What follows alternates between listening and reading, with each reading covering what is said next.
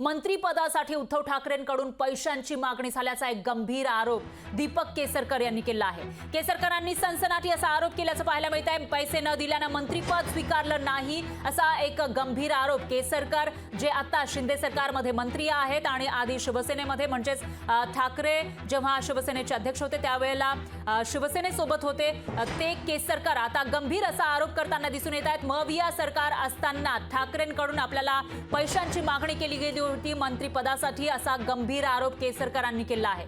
जमीन विकून पैसे देऊ असं सांगितलं होतं असंही दीपक केसरकर म्हणतायत। मी 1 कोटीचा चेक पक्षासाठी दिलेला आहे, परंतु मंत्रिपदासाठी जे पैसे मागितले तेवढे पैसे काय माझ्याकडे नव्हते। त्याच्यामुळे मी लेखी पत्र दिलेलं होतं की माझ्या जागा खपल्यानंतर, आणि माझ्या एका बरोबरच्या मित्रांचं पत्र दिलं होतं की हे पैसे आम्ही तुम्हाला देऊ।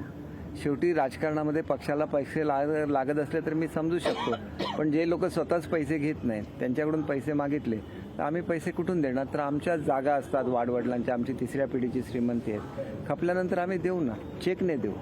पक्षाला चेकने पैसे स्वीकारण्याची संधी असते, कारण पक्षाला अनेक खर्च असतात, तर हे चेकने द्यायला मध्ये काही हरकत नव्हती।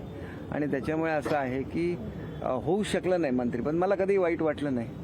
अशा तऱ्हेचे ॲडजस्टमेंट करून मंत्रिपद घेणं हा काय उद्देश नाही। जे लोक खोके वगैरे असं काय ओरडतात त्यांनी एक जाणून घेतलं पाहिजे की हे नेमकं उलट आहे।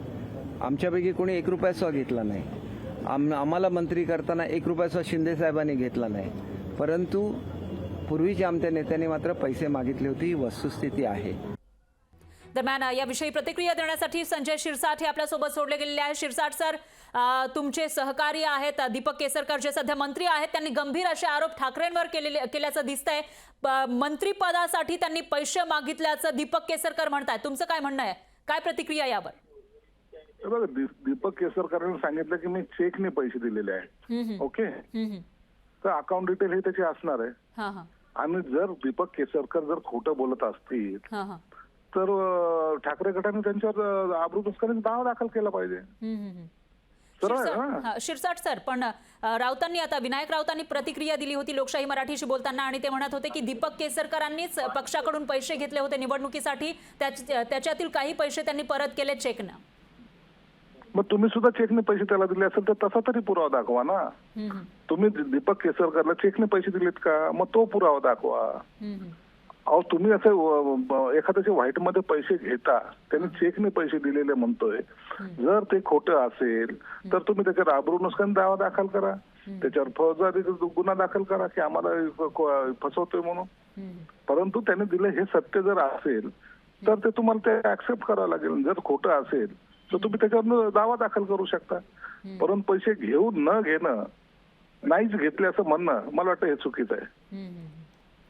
निश्चितच शिरसाट सर, आणखी एक प्रश्न उपस्थित होतो। युती सरकारमध्ये मंत्री होते दीपक केसरकर, त्यामुळे त्यावेळेला सुद्धा त्यांनी मंत्रिपदासाठी पैसे दिले होते का, असा सवाल या ठिकाणी उपस्थित होतो। आता तो दोघांचा व्यवहार आहे, त्या व्यवहारामध्ये आम्ही कसं बोलणार ना?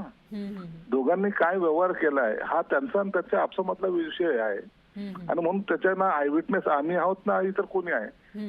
जर त्याने दिले असेल आणि त्याने घेतले असेल तर तोच घेणारा आणि देणाराच बोलू शकतो, आम्ही थर्ड पर्सन बोलू शकत नाही त्याच्यावर।